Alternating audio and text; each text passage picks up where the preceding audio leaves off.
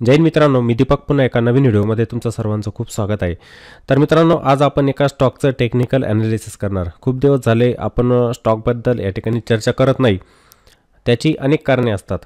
पण आज जो व्हिडिओ आपला असणार आहे, मी पूर्ण टेक्निकलवरती काही गोष्टी तुम्हाला समजून सांगण्याचा प्रयत्न करतोय, कारण की माझा फोकस जो असतो सर्वात जास्त तो टेक्निकलवरती असतो।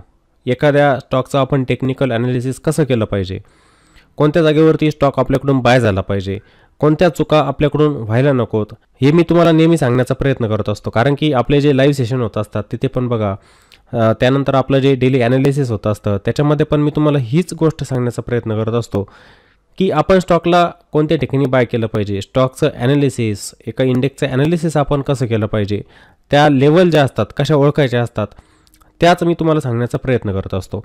कधी तुम्हाला म्हणत नाही की ह्या जागेवरती स्टॉक बाय करा, ह्या किमतीला स्टॉक बाय करा, किंवा कोणत्याही प्रकारचे टिप्स तुम्हाला देत नसतो, कोणताही प्रीमियम ग्रुप नाही आपला, काहीच सांगत नसतो तुम्हाला त्या गोष्टी। माझा एकच उद्देश आहे की तुम्हाला पण त्या गोष्टी समजाव्यात।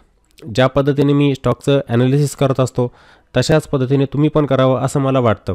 नाहीतर खूप सारे चॅनल तुम्ही बघत असतात की तिथं तुम्हाला फक्त सांगितलं जातं की इथं बाय करा, तिथं सेल करा, इथं प्रॉफिट बुक करा। नाही, त्या गोष्टी आपण शिकायच्या असतात। जोपर्यंत आपण स्वतः शिकत नाही ना, तोपर्यंत प्रॉफिटेबल आपण होऊ शकत नाही। आपण काय करतो की दुसऱ्यांचा ऐकतो, एखादा स्टॉक बाय करून टाकतो, तो खाली जातो, मोठा लॉस होत असतो, त्यानंतर मग आपल्याला पश्चाताप होतो। आपण जेव्हा त्याच्यातून बाहेर निघतो, स्टॉकवरती जातो, पुन्हा पश्चाताप होत असतो। त्या गोष्टी जास्त घडतात। त्यामुळे तुम्ही टेक्निकलवरती मजबूत पकड बनवा, टेक्निकल ॲनालिसिसला शिकून घ्या, फंडामेंटल थोडक्यात जाणून घेण्याचा प्रयत्न करा। जोपर्यंत तुम्ही स्टॉक मार्केटचं शिक्षण घेत नाही चांगल्या प्रकारचं, तोपर्यंत तुम्ही प्रॉफिटेबल होऊ शकत नाही। स्टॉक मार्केटमध्ये तुम्हाला नेहमी लॉसच होत जाणार आहे, लक्षात घ्या ही गोष्ट। आता जी व्यक्ती ऐकते ती बरोबर ट्रॅकवरती असते, ज्या व्यक्ती ऐकत नाही ना, अशा त्यांना खोटं वाटतं की नाही स्टॉक मार्केटमध्ये आलोय ना मी की माझं ताबडतोब प्रॉफिट बनेल, शेवटी त्यांचा लॉसच होत जातो, शेवटी ते मार्केटला सोडून देत असतात। त्यामुळे माझं एकच सांगणं असतं तुम्हाला नेहमी की तुम्ही मार्केटला शिकून घ्या, त्यानंतर मार्केटमध्ये ट्रेडिंगचा विचार करा किंवा गुंतवणुकीचा विचार करा, रँडमली काम करत जाऊ नका। तर आज आपण मग अशाच एका स्टॉकचं ॲनालिसिस करणार आहोत। त्या अगोदर तुम्हाला एक डिस्क्लेमर देतो की या ठिकाणी मी कोणत्याही लेवल तुम्हाला सांगणार नाही आहे किंवा तुम्हाला म्हणणार पण नाही की या स्टॉकला बाय करा, इथे सेल करा, इथे हे आपलं टार्गेट असेल, असं काही सांगणार नाही आहे। फक्त मी त्याचं एक टेक्निकल ॲनालिसिस थोडक्यात त्या ठिकाणी करणार आहे। कोणत्या इम्पॉर्टंट लेवल त्या ठिकाणी असणार, त्याच्यामध्ये सपोर्ट, रेजिस्टन्स, ट्रेंड, या गोष्टींचीच फक्त आपण चर्चा करणार तिथे। कोणी असं म्हणायचं नाही की मग मी व्हिडिओ बघितला आहे ताबडतोब स्टॉकला बाय करून टाकतो, ती चुकी ठरेल तुमची। कोणाचं ऐकून कधी स्टॉक बाय करायचा नसतो, त्यावरती तुमचा स्वतःचा पण अभ्यास असलाच पाहिजे। आणि मी तर प्राईस सांगणारच नाही की ह्या प्राईसला आपण इथे बाय करणार, इथे आपण बाय करायचं, हे तर सांगणारच नाही आहे। नाहीतर ती गोष्ट जर मी बोललो तर काही जण असतात मार्केटमध्ये नवीनच असतात, ताबडतोब स्टॉकला बाय करून टाकतात, ती गोष्ट करायची नाही आहे, ठीक आहे। आणि काही व्यक्ती जर चॅनलवरती नवीन असतील तर त्यांनी चॅनलला पण नक्की सबस्क्राईब करून घ्यायचं आहे आणि जवळ दिलेलं बेल आयकॉनचं बटन जे असतं ना त्यावरती क्लिक करत चला, म्हणजे आपला जो पण व्हिडिओ अपलोड होत असतो यूट्यूबवरती त्याचं नोटिफिकेशन पण तुम्हाला ताबडतोब येत असतं। बहुतेक जण हे बेल आयकॉनला हिट करत नाही, त्यामुळे त्यांना समजत पण नाही की कोणता व्हिडिओ केव्हा येत असतो। ही नोटिफिकेशन तुम्हाला येत जाणार, त्यासाठी तुम्ही बेल आयकॉनवरती पण हिट करायचं आहे। चला तर मग कोणताही वेळ वाया न घालवता आजच्या व्हिडिओला आपण सुरुवात करूया। तर आज आपण टेक्निकल ॲनालिसिससाठी जो स्टॉक निवडलेला आहे त्याचं नाव म्हणजे रिलायन्स। रिलायन्स ह्या कंपनीबद्दल सर्वांना माहीतच असेल, मार्केट कॅपनुसार सर्वात मोठी असलेली कंपनी म्हणजे ती रिलायन्स आहे, सर्वांना माहीतच आहे। त्यांचा बिझनेस पण सर्वांना माहीत आहे, कारण की आपण ज्या पण कंपनीमध्ये गुंतवणूक करणार, हे बघा आपला पैसा आपल्याला लावायचा असतो, आपली कष्टाची कमाई आपल्याला लावायची असते। मग आपल्याला आपला पैसा जर त्या ठिकाणी लावायचा आहे, गुंतवायचा आहे, तर आपण कोणत्या ठिकाणी गुंतवतोय हे पण आपल्याला माहीत पाहिजे। म्हणजे जर मी रिलायन्समध्ये माझा पैसा लावतोय तर मला रिलायन्सचा बिझनेस पण माहीत असला पाहिजे, कोणकोणत्या क्षेत्रामध्ये रिलायन्स काम करते। जसं आपल्याला माहिती रिलायन्स कम्युनिकेशनमध्ये पण आहे, जिओचा प्लॅटफॉर्म आहे, त्यानंतर मार्केटिंगमध्ये पण आहे, त्यानंतर रिफायनरीमध्ये पण आहे। सर्वात मोठा उद्योग जर म्हटला यांचा, सर्वात मोठा बिझनेस जर म्हटला या कंपनीचा, तो म्हणजे रिफायनरी। जामनगर येथे असलेली रिफायनरी हा सर्वात मोठा त्यांचा काय बिझनेस, म्हणजे ह्या बिझनेसबद्दल तुम्हाला थोडक्यात माहीत असलं पाहिजे। मग ही कंपनी प्रॉफिटेबल आहे का ते पण आपण बघितलं पाहिजे। जर मी एक लॉंग टर्म इन्व्हेस्टर आहे समजा आणि आत्ताच्या वेळेला मी रिलायन्स हा स्टॉक निवडला, इन्व्हेस्टिंग ट्रेडिंग वेगवेगळं असणार मित्रांनो। मी नेहमी तुम्हाला सांगत असतो, आपले व्हिडिओ जे असतात त्यांच्यामध्ये पण तुम्हाला सांगत असतो की इन्व्हेस्टिंग गोष्ट वेगळी आली, त्यानंतर ट्रेडिंग गोष्ट वेगळी आली। ट्रेडिंग म्हणजे काय, मला सफिशियंट प्रॉफिट मिळालं, मी स्टॉकला विकून टाकलं, सेल केलं। इन्व्हेस्टिंग म्हणजे काय, मला स्टॉक चांगल्या किमतीला मिळाला, कंपनीचा बिझनेस चांगला, फंडामेंटल चांगले, मी स्टॉकमध्ये काय केली, गुंतवणूक, इन्व्हेस्टमेंट केली, आणि कालावधी मोठा ठेवला मी, 1 2 5 10 15 वर्षांचा कालावधी ठेवला आणि त्यामध्ये इन्व्हेस्टिंग केली. या दोन्हीबद्दल जाणून घेण्याचा प्रयत्न करा. खूप साऱ्या लोकांचा गैरसमज होतो, त्यांना काय करायचं हेच माहीत नसतं. ते म्हणतात अगोदर मला याच्यामध्ये इन्व्हेस्टमेंट करायची आणि जेव्हा 8-10 दिवसांमध्ये प्रॉफिट येत असतं ते म्हणतात मला याला सेल करायचं. मग त्याला इन्व्हेस्टिंग म्हणत नाही, त्याला ट्रेडिंग म्हणतात. त्याला आपण स्विंग ट्रेडिंग म्हणत असतो. बघा, तुम्ही स्टॉक घेताय, सफिशियंट प्रॉफिट मिळालं की त्याच्यामधून बाहेर पडताय, त्याला आपण ट्रेडिंग म्हणत असतो. मग ट्रेडिंग आणि इन्व्हेस्टिंगमध्ये खूप फरक असतो, लक्षात घ्यायचं आहे. ट्रेडिंगमध्ये तुम्हाला कोणत्याही जागेवरती स्टॉक बाय करून नाही चालत. इन्व्हेस्टिंगमध्ये ते तुम्ही करू शकतात की एखादा स्टॉक जर 3,000ला होता आणि तुम्हाला 2,500ला मिळतोय, चिपमध्ये मिळतोय आणि माझा व्ह्यू 5-10 वर्षांचा आहे, बाय करू शकतात, काही अडचण नसते. पण ट्रेडिंगमध्ये तुम्ही ते करू शकत नाही. त्यासाठी तुम्हाला टेक्निकल माहीतच असायला हवेत. त्याला पण समजण्याचा प्रयत्न करा. आपला पैसा जो लागतोय बिझनेसवरती लागतोय. एक बिझनेस बघून आपला पैसा आपण त्याच्यामध्ये लावतोय. अंदाजे पैसा कोणत्याही जागेवरती आपण इन्व्हेस्ट करायचा नाही. मग आपण आता टेक्निकल लेवल या ठिकाणी बघणार. रिलायन्सच्या याचा ट्रेंड बघणार. सुरुवातीला आपण जर परफेक्ट इथं चार्ट जर बघितला रिलायन्सचा, तर तुम्हाला समजेल की 1605च्या आसपास रिलायन्सचा एक हाय बनलेला होता, ऑल टाईम हाय. आणि त्यानंतर कंटिन्युअसली आपल्याला रिलायन्स खालीच येताना दिसतोय. म्हणजे हा जो ऑल टाईम हाय या ठिकाणी बनवलेला होता रिलायन्सने. आणि त्यानंतर काही दिवस वेळ पण घालवला रिलायन्सने, इथे साईडवेज पण होता या रेंजच्या दरम्यान. म्हणजे 1535 ही लेवल एक रेजिस्टन्स होती आणि 1445ची लेवल रिलायन्ससाठी या ठिकाणी सपोर्टचं काम करत होती. हा एक सपोर्ट आणि हा एक रेजिस्टन्स होता. जेव्हा रिलायन्सने हा सपोर्ट ब्रेक केला, स्लिप झाला होता रिलायन्स इथून आणि त्यानंतर याचं स्ट्रक्चर इथं पूर्णपणे खराब झालेलं होतं. हे बघा, कंटिन्युअसली स्टॉक आपल्याला खाली येताना दिसला. हे निगेटिव्ह स्ट्रक्चर या ठिकाणी बनत होतं कंटिन्युअसली. पण गेल्या काही दिवसांपासून आपण बघितलं थोडीशी बाईंग इथे झालेली होती. कोणत्या ठिकाणी? या जागेवरती. जेव्हा स्टॉक कंटिन्युअसली इथे लोअर हाय लोअर लोचं स्ट्रक्चर बनवत इथे खाली येत होता, इथून थोडा आपल्याला इथे रिव्हर्सल दिसला होता बघा इथून. मग आपलं जे लाईव्ह सेशन चालतं त्यामध्ये पण मी तुम्हाला म्हटलं होतं की रिलायन्समध्ये स्ट्रक्चर मला छान दिसतंय, एक रिव्हर्सलचं स्ट्रक्चर मला इथे दिसतंय, पण मला पाहिजे असतं कन्फर्मेशन. ही गोष्ट प्रत्येकाने लक्षात ठेवायची. कारण की कोणताही पॅटर्न बनवू द्या, त्याचं जोपर्यंत आपल्याला कन्फर्मेशन मिळत नाही क्लिअर की तिथे बायर्स ॲक्टिव्ह होत आहे का, तोपर्यंत आपण त्याला बाय करत नसतो कधी. हे लक्षात ठेवायचं आहे. मग कोणताही पॅटर्न बनवू द्या, आपल्याला इथे कन्फर्मेशन मिळालं नाही, स्टॉक येऊन गेला खाली, म्हणजे इथं ह्या ठिकाणी एक रिव्हर्सलचं स्ट्रक्चर तयार झालेलं होतं. सर्वांना माहीत असेल या स्ट्रक्चरला आपण काय म्हणत असतो, inverted head and shoulder pattern आपण त्याला म्हणत असतो. असं स्ट्रक्चर इथे बनलेलं होतं. या ठिकाणी असं एक पॅटर्न बनलेला होता, inverted head and shoulder pattern. पण त्याच्यावरती प्राईस गेली का? कंटिन्युअसली नाही गेली. स्ट्रक्चर तर बनलं पण आपल्याला इथे कन्फर्मेशन मिळालं नव्हतं. त्यामुळे प्राईस इथं कंटिन्युअसली वरती न जाता बघा इथूनच शॉर्ट झाली आणि रिलायन्स स्टॉक पुन्हा खाली येऊन गेलेला होता. आता काही जण म्हणणार जर ही फंडामेंटली चांगली कंपनी आहे मग तिची किंमत खाली यायला नको, असं होत असतं का? नाही, कधी होत नाही असं. बहुतेक जणांचा गैरसमज असतो की रिलायन्स कंपनी चांगली याचा अर्थ त्याची स्टॉकची किंमत खाली यायला नको. असं होत नाही कधी मित्रांनो. एखाद्या व्यक्तीने जर खालून बाय केलेला असेल स्टॉकला, मी म्हणतो की मी 1500 रुपयाला स्टॉक बाय केलेला आहे, तो स्टॉक 2000वरती गेला तर मी प्रॉफिट बुकिंग करणार. काही जण 1600वरती करू शकतात, काही जण 1700वरती करू शकतात. या फेजेसमधून जाणारच स्टॉकची प्राईस की तिथे बाईंग पण होणार आणि सेलिंग पण होणार, म्हणजे प्रॉफिट बुकिंग पण होणार. या तीनही ट्रेंडमध्ये प्राईस ट्रेड करत असते. एक तर मी इथे स्टॉक बाय केलेला आहे, हा अप ट्रेंड होता, या अप ट्रेंडला मी कॅच करत होतो. काही दिवस समजा स्टॉकची प्राईस साईडवेज झाली, हा साईडवेज ट्रेंड झाला आणि याच्यामध्ये सेलिंग व्हायला लागली, स्टॉक आला डाऊन ट्रेंडमध्ये. या फेजेसमधून स्टॉकची प्राईस जातच असते. असं नसतं की कंपनीचे फंडामेंटल चांगले असले म्हणजे त्या स्टॉकच्या किमती वरतीच जातील. मग असं जर झालं असतं तर प्रत्येकाने पैसाच बनवला असता. स्टॉक खाली नसता आला तर प्रत्येकाने पैसा बनवला असता, त्या स्टॉकच्या किमती कंटिन्युअसली वरतीच गेल्या असत्या. पण तसं होतं का मार्केटमध्ये? नसतं होत. मार्केटमध्ये प्रॉफिट बुकिंग पण येत असते, समजलं का? त्यामुळे स्टॉकच्या किमती आपल्याला खाली पण येताना दिसणार, जसं वरती जातात ना तशा खाली पण येताना आपल्याला दिसणार आहे. मग आत्ताच्या वेळेला बघायचं आपल्याला स्ट्रक्चर. आत्तापर्यंत स्टॉक आपल्याला निगेटिव्हच दिसतोय आणि माझा शब्द नेहमी तुम्हाला आठवेल पण बघा की मार्केट सुप्रीम असतं, त्याच्यामध्ये व्हायला काही पण होऊ शकतं.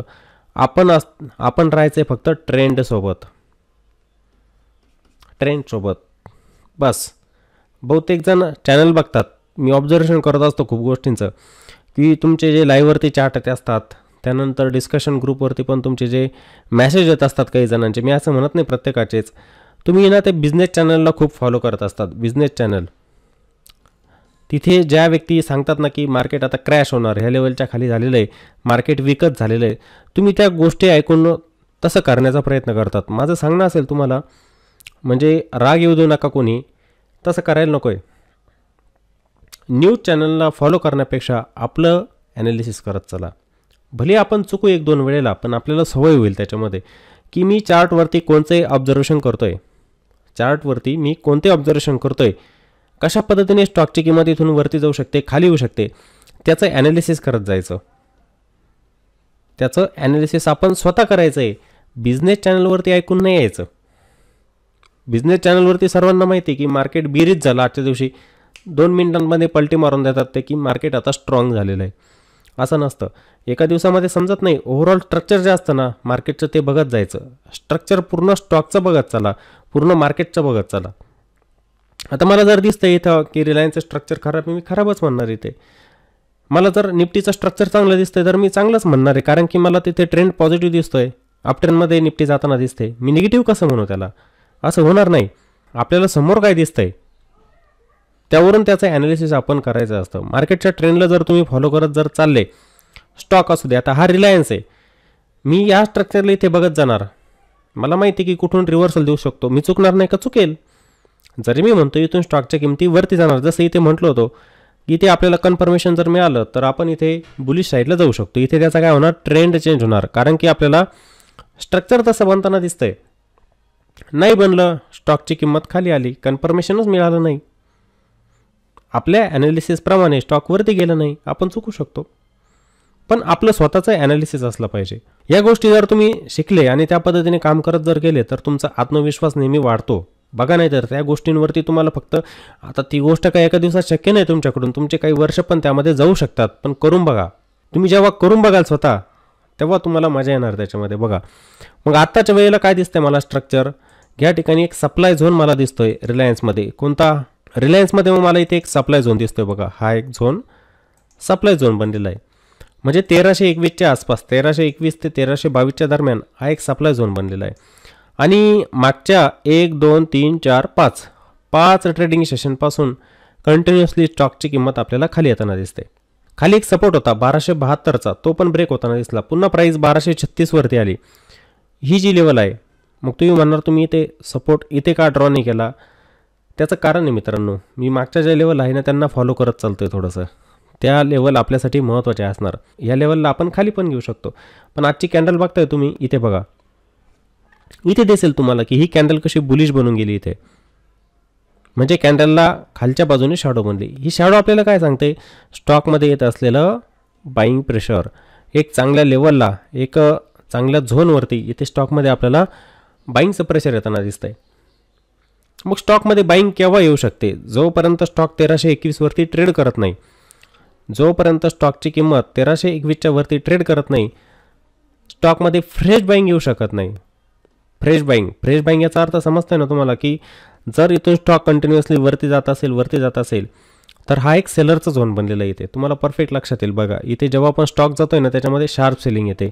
इथं पण गेला होता, सेलिंग आलेली होती. आत्ताच्या वेळेला नाही येऊ शकत का? जर स्टॉक इथून गेला 1321 वरती, सेलिंग नाही येऊ शकत का? येऊ शकते. तिथं प्राईसचं कसं स्ट्रक्चर बनतंय ते आपल्याला ओळखायचं असतं. त्यानुसार मग आपण म्हणू शकतो की आता इथे स्टॉक जो आहे रिव्हर्सल देण्यासाठी तयार आहे, म्हणजे वरती जाण्यासाठी तयार येतो. म्हणजेच 1321 वरती जर स्टॉक ट्रेड करायला लागला तर एक छान बाईंग आपल्याला स्टॉकमध्ये येताना दिसू शकते. इथे येऊ शकते मग स्टॉकमध्ये बाईंग. मग हे आपल्याला बघायचं आहे की जर मी ट्रेडिंग करतोय तर मला कुठे बाय करायचं आहे, कोणत्या ठिकाणी माझं टार्गेट बुक करायचं आहे. आत्ताच्या वेळेला जर मी बाय केलं तर माझं प्रॉफिट कुठे बुक करायचं आहे मला हे माहीत पाहिजे. आता जसं साईन चार्टवरती दिसतंय की मी कुठे बाय केलं पाहिजे, मी ती लेवल इथे डिस्कस करणार नाही आहे की मी स्टॉकला कुठे बाय करायचं, नाही तर बहुतेक जण बाय करून टाकतील इथे, की जर ह्या वेळेला आत्ताच्या वेळेला जर मी स्टॉकला बाय केलं तर मला प्रॉफिट कुठे बुक करायचं. ती लेवल कोणती असते? ज्या ठिकाणी सेलर ॲक्टिवेट होत असतात, तो असतो एक सप्लाय झोन. तो असतो एक सप्लाय झोन. त्या सप्लाय झोनपर्यंत मी माझं प्रॉफिट बुक केलं पाहिजे. इथून माझे रिस्क किती, रिवॉर्ड किती, हा बघण्याचा आपण प्रयत्न केला पाहिजे. ट्रेंडच्या बाबतीमध्ये 1321च्या वरती जोपर्यंत स्टॉक जात नाही तोपर्यंत फ्रेश बाईंग या ठिकाणी त्याच्यामध्ये येऊ शकत नाही. आणि तसं पण ही लेवल आपल्यासाठी अजून पण काम करते बघा. आजच्या दिवशी पण बघा जवळजवळ 1236 वरती आल्यानंतर स्टॉकने काय घेतलेली होती, ते सपोर्ट घेतलेला आहे. आता ही लेवल का महत्त्वाची बघा, मागच्या वेळेला पण इथेच समजेल तुम्हाला की इथे पण असंच एक फॉर्मेशन तयार झालेलं होतं बघा. स्टॉकची किंमत जेव्हा इथे वरती गेली, रेजिस्टन्स घेतला, इथे सपोर्ट घेतला, ब्रेकआउट दिला. इथे पण बघा स्टॉकची प्राईस जेव्हा वरती गेली इथूनच एक रिजेक्शन आलेलं होतं. म्हणजे ही जी लेवल आहे ही आपल्यासाठी पुढे पण काम करते. इथे पण आपल्यासाठी ती लेवल काय करते, काम करते. आणि आजच्या दिवशी पण ह्या रिलायन्स स्टॉकने बघा इथूनच सपोर्ट घेतलेला आहे. याच लेवलला 1236 पासूनच रिलायन्स स्टॉकने सपोर्ट घेतलेला आहे. आता तुम्ही म्हणणार मग इथे ही कॅन्डल खाली आली होती, ती खाली येण्याचं कारण काय माहिती आहे का, फॉल्स ब्रेकडाऊन. इथे हा जो सपोर्ट होता रिलायन्सने ब्रेक केला, पण किंमत खाली गेली का, कंटिन्युअसली नाही गेली ती, मग आपण याला काय म्हणतो असतो, फॉल्स ब्रेकडाऊन. आपण याला म्हणतो असतो फॉल्स ब्रेकडाऊन. कंटिन्युएशन नाही झालं तिथे काय आली, स्टॉकमध्ये बाईंगच आली. वाटलंच तर तुम्ही एक झोन टाकू शकतात, काही अडचण नाही की तो एक झोन आहे. हा काय झाला, झोन. इथं डिमांड क्रिएट झालं स्टॉकमध्ये. म्हणजे ही जी लेवल बनेल आपल्यासाठी, हा एक झोन तयार होईल इथे. हा पूर्ण एक झोन तयार होणार आपल्यासाठी. काय असेल, एक डिमांड झोन असेल. हा डिमांड झोन की स्टॉकच्या किमती जेव्हा पण ह्या लेवलवरती येत आहे त्यांच्यामध्ये एक डिमांड क्रिएट होत आहे, त्यांच्यामध्ये बाईंग येते, इथून किमती बाउन्स घेत आहे. मग मी जर इथे स्टॉकला बाय करण्याचा प्रयत्न केला तर मला प्रॉफिट किती मिळू शकतं त्याचा अंदाज तुम्ही इथे बांधायचा असतो. म्हणजे आपण इथे काय करत असतो, रेंजला चेस करत असतो. मग अशा ज्या लेवलला असतात ना, इथे आपली रिस्क फार कमी असते. रिस्क कमी आणि मिळणारा रिवॉर्ड पण चांगला असतो आपल्याला. म्हणजे बघा मार्केटमध्ये जेव्हा पण काम करायचं असतं, आपण जेव्हा टेक्निकल लेवलला फॉलो करतो, टेक्निकलचं खूप महत्त्व असतं. काही जण म्हणतात अंदाजे छान असतं काम करणं, अंदाजे होत नाही. टेक्निकल ॲनालिसिस तुम्हाला करावंच लागतं. पहिलं आपल्याला लक्षात ठेवायचं की मला त्या स्टॉकमध्ये रिस्क किती घ्यायची. स्विंग ट्रेडिंग करत असताना ट्रेडिंगमध्ये रिस्कला पहिले लक्षात ठेवायचं की रिस्क किती घ्यायची, रिवॉर्ड बाजूला राहतो. की जर मी चुकलो, माझा ॲनालिसिस मला माहिती की 100% मी मार्केटमध्ये चुकू शकतो. का तर मार्केट सुप्रीम असतं, त्यामध्ये व्हायला काही पण होऊ शकतं. त्याचं उदाहरण तुम्ही आज ताजं बघितलेलंच आहे. सकाळचं मार्केट जेवढं बेरीज झालेलं होतं, खाली आलेलं होतं आणि डबल वरती पण निघून गेलं. ते समजलं का, हाच रिलायन्स सकाळच्या वेळेला बघा कुठं होता, निफ्टी कोणत्या ठिकाणी होती, निफ्टी बँक कुठे होती, सेन्सेक्स 1000 पॉईंटने खाली होता जवळजवळ, आणि तो जवळजवळ 800 850 पॉईंटने प्लसमध्ये बंद झालेला आहे. मार्केट सुप्रीम असतं, त्यामध्ये व्हायला काही पण होऊ शकतं. आपलं प्रेडिक्शन, आपलं ॲनालिसिस 100% चुकणार. मग चुकलो तर माझी रिस्क किती बनते त्याच्यामध्ये, ही मला माहीत असायला हवी. त्यासाठी टेक्निकल तुम्हाला माहीत असायला हवं. टेक्निकल माहीत असेल तर तुम्ही वेळेवरती त्या स्टॉकमधून बाहेर पडाल. लॉस तुम्हाला छोटा होणार. असं नाही की मग 40-40 50-50% लॉस होल्ड करायचा, त्याला मार्केटमध्ये काम करणं म्हणतच नाही. मग ती चुकीची पद्धत असते काम करण्याची. समजलं का. मग आत्ताच्या वेळेला जर रिलायन्समध्ये जर बघितलं, रिस्क रिवॉर्डनुसार हा स्टॉक आत्ताच्या वेळेला चांगला आहे. पण आता हा स्टॉक काय एका झोनमध्ये आता ट्रेड करताना आपल्याला दिसतोय. एक छान रिव्हर्सल याच्यामध्ये जो येऊ शकतो तो 1321च्या वरती येऊ शकतो. 1321च्या वरती, याच्यावरती जेव्हा स्टॉकची प्राईस ट्रेड करायला लागेल मग एक छान रिव्हर्सल याच्यामध्ये यायला पाहिजे. आणि खूप दिवस झालेले रिलायन्स स्टॉक आपल्याला खालीच येताना दिसतोय. खूप वेळ घालवला रिलायन्सने. म्हणजे याचा टॉप जर आपण बघितला कोणत्या तारखेचा होता ते पण आपण बघून घेऊया. इथे हा जो टॉप बनवला म्हणजे ऑल टाईम हाय, ही तारीख आपण बघूया, 8 जुलै. 8 जुलै म्हणजे जवळजवळ आता जर डिसेंबर महिना पकडला तर 6 महिन्यांचा कालावधी होईल रिलायन्स खालीच ट्रेड करतोय. 6 महिन्यांची रिटर्न जर बघितले आपण तर रिलायन्स आपल्याला पूर्णपणे खालीच ट्रेड करताना दिसतोय. होऊ शकतं की येणाऱ्या दिवसांमध्ये पुन्हा बाईंग पण येऊ शकते याच्यामध्ये. समजलं का. येणाऱ्या दिवसांमध्ये चांगल्या प्रकारची बाईंग पण येऊ शकते, कोणताही स्टॉक असू द्या. आणि चांगल्या कंपन्या ज्या असतात आपल्याला पैसा देऊन जातातच त्या. मग असे स्टॉक निवडायचे असतात की भलेही त्यामध्ये तुम्हाला थांबावं लागलं तरी चालेल, पण आपला पैसा त्या ठिकाणी सेफ होतोय. असे स्टॉक घेऊन बसू नका. पिनी स्टॉक 1-1 2-2 रुपयांचे माझ्या 20,000 क्वांटिटी येत आहे. भले 2 क्वांटिटी बाय करा, पण रिटर्न बघा फक्त त्यांचे. बहुतेक जण रिटर्न बघत नसतात. काम करायचं आहे रिटर्न बघून मार्केटमध्ये. समजलं का. मग जर रिलायन्सने ही लेवल जर पार केली, इथून कंटिन्युअसली वरती गेला आणि हा सप्लाय झोन जो दिसतोय त्याचा ब्रेकआउट जर दिला तर मग तिथून पुढे पहिला हर्डल जो असेल रिलायन्समध्ये तो म्हणजे 1368. ही लेवल एक रेजिस्टन्स असेल. त्याच्या अगोदर 1321 ही लेवल पण एक रेजिस्टन्स आहे आणि त्यानंतरचा रेजिस्टन्स म्हणजे जवळजवळ 1400च्या आसपास असणार तो, हा रेजिस्टन्स असणार. आणि सपोर्ट मी तुम्हाला सांगितलेला हा एक झोन आहे इथे 1230 ते 1236, 1230 ते 1236 ही लेवल म्हणजे याच्यामध्ये असणार एक डिमांड झोन असणार. आता याच्या खाली जर स्टॉक मग स्लिप होत असेल, समजा आज बाईंग आली, क्लोज तर वरती आलेला आहे, इथे चांगल्या कॅन्डलस्टिकचं पण फॉर्मेशन झालेलं आहे, 1272 वरती स्टॉकने क्लोज दिलेला आहे, बरोबर. पण येणाऱ्या दिवसांमध्ये समजा झाली सेलिंग, काही सांगता येत नाही ना मार्केटमध्ये काय होईल, येऊ शकतो स्टॉक खाली आणि आला जर या सपोर्टला ब्रेक केलं 1233ला, तर मग स्टॉकची किंमत डायरेक्ट 1200पर्यंत पण येऊ शकते. मग ह्या लेवल पण रिलायन्स स्टॉक गाठू शकतो. पण तसं वाटत नाही आजच्या स्ट्रक्चरनुसार. इथे रिलायन्समध्ये कंटिन्युएशन व्हायला पाहिजे. कंटिन्युएशनसाठी आपल्याला कन्फर्मेशन पाहिजे की इथे फॉलोअप बाईंग येते का, म्हणजे नेक्स्ट येणारं जे ट्रेडिंग सेशन असणार त्याच्यामध्ये स्टॉकमध्ये बाईंग येते का ते पण आपल्याला इथे बघावं लागणार आहे. आणि वरती रेजिस्टन्स मी तुम्हाला सांगितलेच आणि खाली सपोर्ट पण तुम्हाला सांगितलं, एका रेंजमध्ये दिसेल. हे परफेक्ट तुम्हाला चार्टवरती समजलं पाहिजे. त्यासाठी चार्ट तुमचे ड्रॉ असले पाहिजे. जेव्हा तुमचे चार्ट ड्रॉ असणार तेव्हा तुम्हाला लेवल समजतील, कोणत्या रेंजमध्ये स्टॉकची प्राईस फिरते हे तुम्हाला समजेल. बहुतेक जणांचे चार्ट पूर्ण ब्लँक असतात, त्याच्यावरती कोणतीही लाईन नसते. एवढ्या पण लाईनने ड्रॉ करायच्या की तुम्हाला समजत नाही काय होतं आहे. पण सपोर्ट रेजिस्टन्स जे असतात ना महत्त्वाचे, कमीत कमी ते ड्रॉ करण्याचा तुम्ही प्रयत्न करायचा असतो. ठीक आहे. मग आत्ताच्या वेळेला ट्रेंड जर बघितला आपण, रिलायन्सचा साईडवेजच चालू आहे.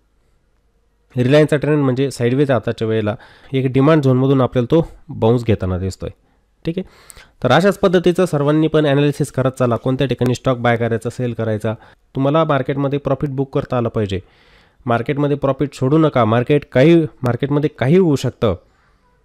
मार्केटमध्ये आपण पैसा बनवण्यासाठी आलेलो आहे, पैसा बनवला पाहिजे, मिळतोय आपल्याला. जर मला रिटर्न समोर दिसत आहे प्लसमध्ये तर बुक करत चला. लॉंग टर्म इन्व्हेस्टर जर तुम्ही असाल तर मग बनून राहा त्या स्टॉकमध्ये. किती खाली होऊ द्या वरती जाऊ द्या, काही फरक तुम्हाला पडत नसतो. ठीक आहे. तुमची मास्टरी कशावरती झालेली आहे, तुमचा अभ्यास कशावरती झालेला आहे ते खूप काही डिपेंड करतं.